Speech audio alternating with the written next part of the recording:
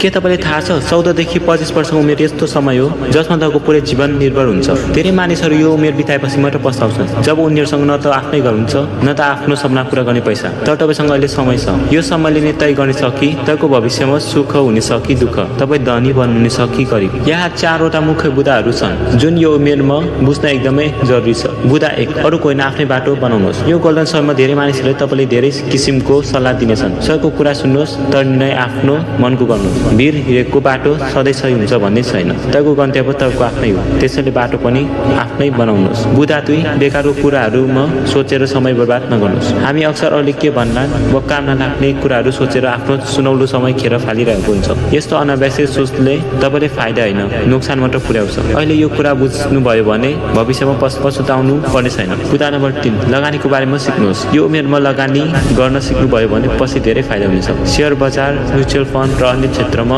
सानैदेखि लगानी गर्ने बानी बसाल्नुहोस्। जीवनमा आमा बुवा पछिको महत्त्वपूर्ण कुरा पैसा नै हो। बुदा 4, जोखिम लिनुहोस्। अहिले तपाईँसँग समय छ र परिवारको ठुलो जिम्मेवारी पनि छैन, त्यसैले यो जोखिम लिने सही समय हो। पछि जिम्मेवारी बढेपछि जोखिम लिन डर लाग्न सक्छ। याद राख्नुहोस् यदि तपाईँले जोखिम लिनुहुन्न भने तपाईँले सबै कुरा गुमाउने जोखिम लिइरहनु भएको छ। जोखिम लिनु